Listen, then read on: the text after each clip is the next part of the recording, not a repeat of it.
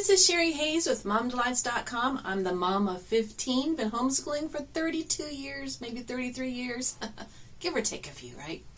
And today I'm going to share with you some real life thing called my book stash.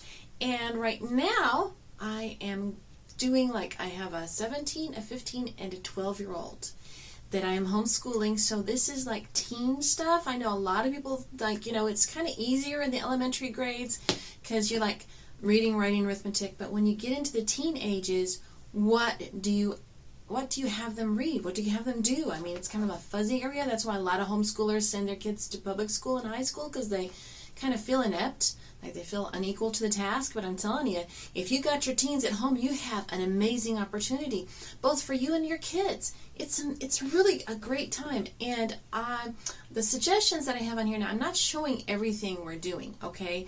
I'm just showing you a bookcase that I have with specific books that I want them to kind of get to this year, hopefully. But that's always subject to change. But I'm just kind of sharing with you kind of the flavor of things that I'm picking this year, partly because of the state of our world, or things that have been revealed to us, or the times we're in, whatever you want to say. And I'm just these are things that I'm hoping they'll get to. And then there's also I've got lots of other bookshelves, and I can do an elementary one, elementary books that kids should do, and also other books that I want my kids to get to, but I may not have time. Also, this is geared towards girls. Now, I know, believe it or not, a lot of homeschool books are geared, suggestions for literature for these ages are geared towards guys, and I love that. I love the guys. I've had sons, and I love men, okay? So I have nothing against that. It's just that it's hard to find books for girls sometimes that will solidify the types of character and stuff we want in girls. It's usually like the adventurous, go out and win the world kind of thing, and lots of women, I think, are called to be home more and to be that solid foundation to rebuild or recapture, what have you, freedoms that are lost and all that kind of thing. You don't understand. Okay. So anyway, I hope you enjoy this little book tour. Stay tuned. So here you see my little bookshelvies. Right, this here, okay, so I'm doing something a little bit different. So this is I only have 3 kids that I'm homeschooling right now. So the bottom shelf is for my 12-year-old, then I have a 15-year-old and a 17-year-old, and these are the books we've kind of pulled out for them to use as the reading part, for their own education part. I don't know, it's kind of loosely based on the ideas from the Robinson curriculum, but not completely. I've been homeschooling for so long, I just kind of try to draw the best from all of them and do them. Okay, anyway. So, right here, this is for the 17-year-old. Okay, here's a book. This is Grace Livingston Hill collection with a book by Isabella Alden in it. So there's a whole bunch of books in here. Anyway, so this is just really good stuff. I got this off of eBay, and there's a number of these that you can get. We have, I think this is number 4 in this collection, and I think we have 5 of these so far. And, I have the girls read these. It's kind of got some of it, a little romance, but not that much, really. It's mostly about Christian living and, character and all that kind of stuff, which is really good. Here's another book I have that I'm hoping she'll read, and it is A Heart Set Free. It is the biography of Charles Wesley, which my husband read that first and he really liked it. This is Celebration of Discipline by Richard J. Foster. When you're 17, 18, you need to get books about your life, right? This is C.S. Lewis, The Joyful Christian, which is a good book for everybody to read. He kind of gets into apologetics a little bit. It's really good. These 2 right here, I ordered specifically from eBay. Oh, no, I didn't. I think I did these from eBay. Anyway, so these are Christian classics. This is God's Smuggler. This is about Brother Andrew and how they smuggled Bibles and materials past the Iron Curtain when the Soviet Union was in control of the Eastern Bloc and Russia and everything. That's really good read. This is The Cross and the Switchblade. about how David Wilkerson went into the gangs in New York City and how Jesus worked in those people's lives. It's really a cool book. So those are classics. I'm having her read those. This is the actual book of The Robe. You know the movie The Robe? The book is better, per usual. Another one of my daughters, who is now 23, I believe, she and I have 2 copies of this, and I need to fix this one. Can you tell? But anyway, we read this book together. People are always asking me, what do you give your oldest kids? You know, what do you do with teens? What do you do with teens that are about to graduate? Well, you got to give them some stuff, some food for thought, I think, some more mature things, but not disgusting things. I've seen the lists for kids for a typical school education, and yeah, they're pretty empty, vapid, I guess you would say. This is Fox's Book of Martyrs. This is not for the faint of heart, but it's a really important book that all believers should read. It actually sparked that thing, you know, what would Jesus do, that WWJD thing. Actually, this is the book that sparked it. It's In His Steps. It's a Christian classic. It's good for kids to read. This I have recovered, but this is my copy of Christy by Catherine Marshall, and this was very, very impacting to me when I was younger. It's a very interesting novel. It's about a young lady who's a missionary in the Appalachians, to the people of the Appalachians, and how at first she thinks they're backwards, but then she falls in love with them, and then there's a love interest, but it's not, you know, the main part. So it's a good book. She also wrote a man named Peter, about her husband Peter Marshall, and I think you would like that too. This is The Practice of the Presence of God by Brother Lawrence. This is a must-read. This is another Christian classic. I'm just trying to really beef her up in Christian classics, if you didn't notice. This is short story writing. She loves to write stories. And this is learning essay writing. And she has another one about poetry. I got these from Rod and Staff, and they're really kind of neat. I think you'd like those. This is Home Economics. This is a book that I give to all the girls. You can find this, I hope, on Amazon. That's where I ordered it. And it just covers the basics of homemaking. I don't know if you can really use this as a textbook. It's more like a reference book. I think that's how you should use that. I just give it to them when they leave. You know, they've got something. Now, here we have the YWAM biographies. And these are, I mean, it's really below her reading level. But I, as an adult, I really like to read these. Oh, sorry. I like to read them because they just really, they're interesting reads, and you learn so much, and they're not boring at all.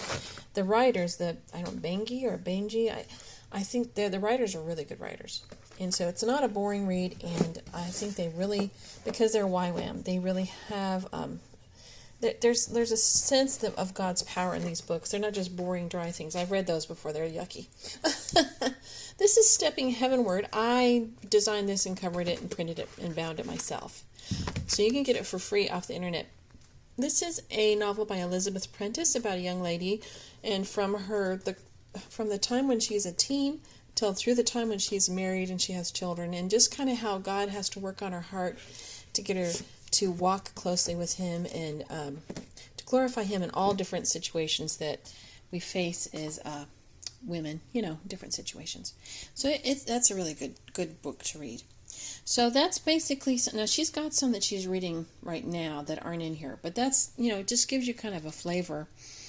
And, you know, if you could just kind of see, I know that some of you are thinking, I want some of those books on this. Maybe in the post on my blog, I can actually list the books that we're using for her, and that might help you. And also, these books here, this is for our 15-year-old daughter, and you can see she has some books that she's reading right now too. But here's one of the YWAM books. She's also going to read the YWAM biographies up here. Here's a YWAM book. Here is Whatever Happened to Penny Candy. She's already read that one. Here is Keys to Good Government. Now, the 17-year-old read this as well. This is by David Barton, and they're studying the Constitution, which I shared in another video. So this is what I have them read before they read that book. And so it really it's an eye-opener. It's just so cool. This is a little thin booklet, right? Really thin, but so it's an easy read. If you read this, man, you're just gonna be your mind's gonna be blown.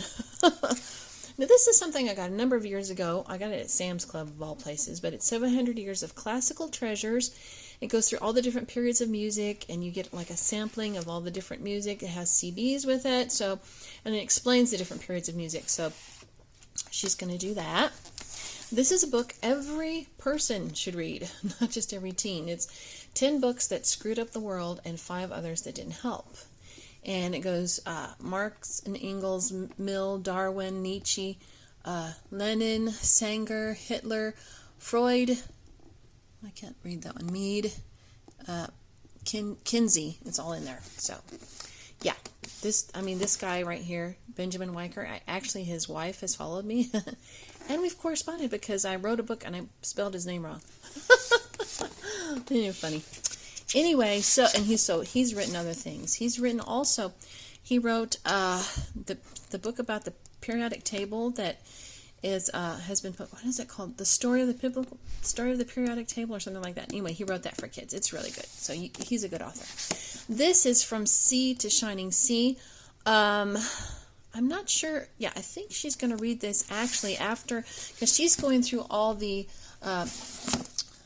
Coffin books, Charles Coffin books, The Story of Liberty, this is Sweet Land of Liberty, and this is The Boys of 76, so she's going to read all these three, and then she's going to read From Sea to Shining Sea to kind of round everything together. So that's what we're doing with that. This has been her.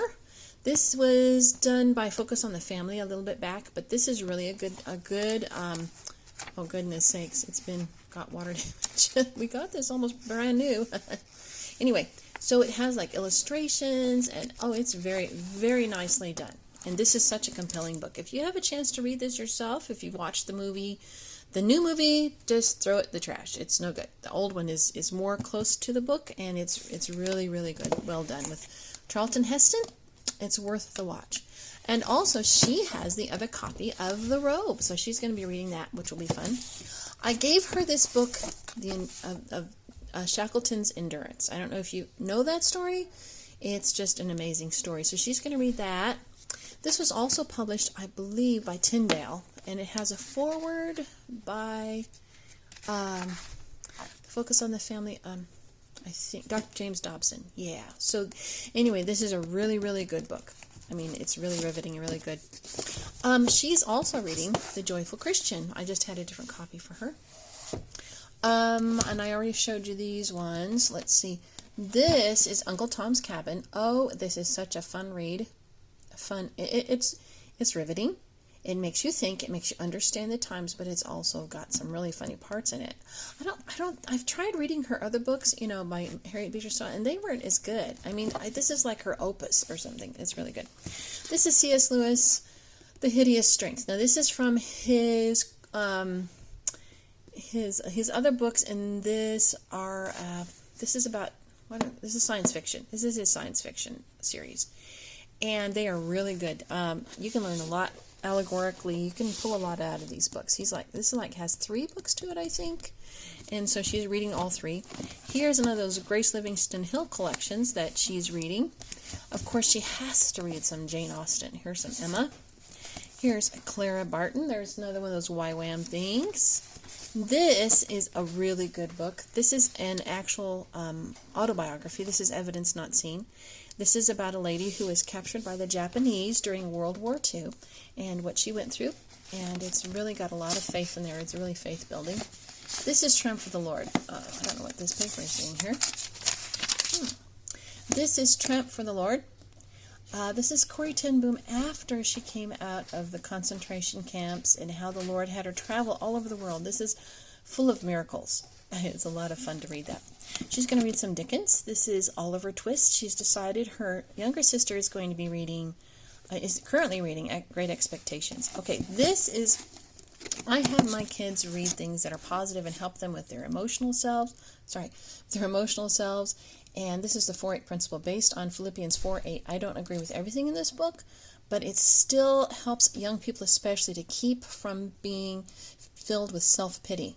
That's the main thrust of this book, is to think on the good things and get away from self-pity, which is destructive. And I think we all need that. Now, I'm having her read The Hiding Place. Now, this is the book before Tramp for the Lord.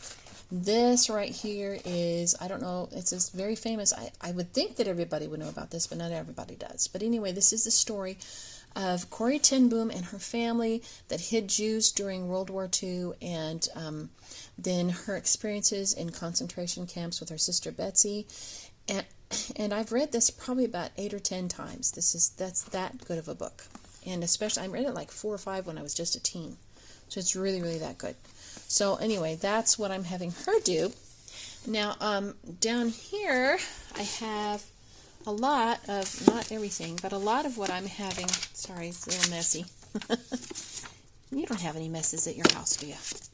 So anyway, so here's some books that I'm having her read. She's, like I said, she's reading Great Expectations. We got rid of, I think, a few of these. And we probably won't get through all of these this year for her. Or this, I mean, well, we might eventually the whole year. But anyway, this is Archimedes and the Door of Science. She wanted to read that. That's Jean Bendick, and that's by Bethlehem Books. Bethlehem Books is really a good company for that. I'm having her go through this. This is really below her reading level, but I thought the pictures were perfect, and I like it, so we're going to read it together just for fun. Ha ha! Struggle for a Continent, the French and Indian Wars. Okay, just for fun. And, you know, you don't have to do everything in order when you're studying history. You can pull things out, and your brain, you know, kids' brains are capable of putting everything back in order. I mean, I do that, don't you? She's going to read Howard Pyle's King Arthur. I think this is, yeah, Howard. Oh, I love Howard Pyle's King Arthur. He's a fun author, and he's also he's best known for his illustrations. Pyle's, I can't, now look, I'm skipping them all. Here's one. Pyle is best known as a children's illustrator, and he's actually the one, I believe, that helped the Wyeths in their famous children's illustrators. Anyway, The Winged Watchman by Hilda van Stockham. This is another Bethlehem book, as you can see. And Bethlehem books are amazing. But this is a really fun story. This is Holland during World War II, and it's a fun story. Okay, The Hawk and the Dove is a medieval novel, but it teaches so much about love and forgiveness and all kinds of stuff. It's really it's about some monks in this monastery, and I just love this book. I just can't say enough about it. It's really good. Over here we have Amos Fortune Freeman. She says, Mom, I've already... She really, really loves reading about George Washington Carver. So she says she kind of understands, but it might be a different perspective. I think I'm going to have her read this one too. With Daring Faith is an easier novel to read than Elizabeth Elliot's about Amy Carmichael. This is done by a Bob Jones Press. So it's a little below her reading level. I mean, she's reading Great Expectations, but I think it'll be good for her to know about Amy Carmichael anyway. I don't have the YWAM, or I would give that to her, probably. This one, she wanted to read about Lafayette. Now that she knows a little bit about American history, this is a book that's been in our family for many, many years, probably about 30 years. The first book to read it was our second child, many, many years ago.